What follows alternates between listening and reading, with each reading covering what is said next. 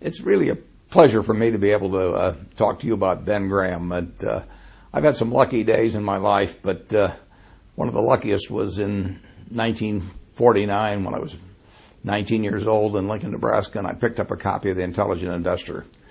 It not only changed my investment philosophy, it really changed my whole life. I'd be a different person in a different place if I hadn't have first seen that book. I got a bedrock of investment philosophy that really hasn't changed ever since I read the book. I may embellish on it a little here and there, but it was Ben's ideas that sent me down the right path. And then a year or so later, I very belatedly applied to Columbia University, and Dave Dodd let me in, and I got to know Ben personally when he was my professor in the second semester there. And when I finished up, of course, I said I'd go to work for him for nothing, and he said I was overpriced, and he probably was right. But a few years later, I got a letter from him, and he said, next time you're in New York, I'd like to talk to you. And I made a point of being there about 24 hours later, and he offered me a job. And I didn't ask the salary, but fortunately, at the end of the first month, I found out he'd not taken me, or maybe he'd forgotten about the fact that I'd do it for nothing. And I got inspired working for him, just being around him every day.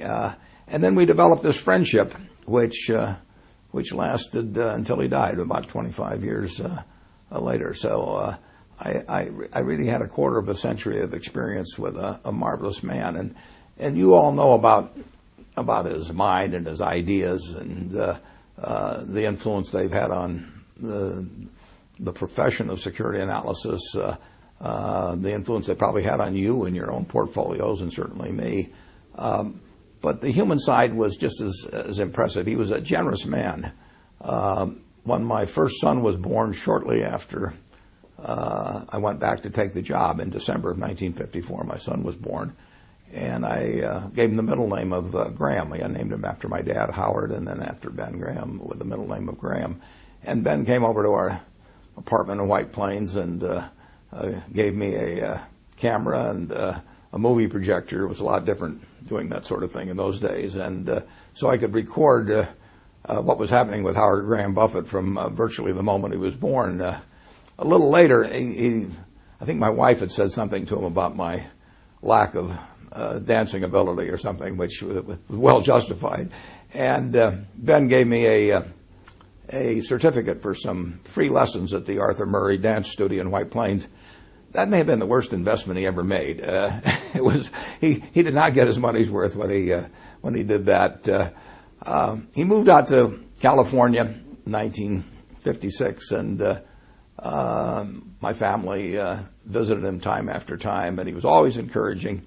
The one thing about it is that you never could balance the books with Ben. He would do things for me or for other members of the family, and you never could think of anything to do for him. So it's a real pleasure for me in a small way to be able to attempt to balance the books by just telling you and the rest of the world what a wonderful human being he was. And that's what really counts. I mean, he couldn't help but be smart. I mean, he was born wired in a way where he was going to be able to accomplish things intellectually that very, very few people could do.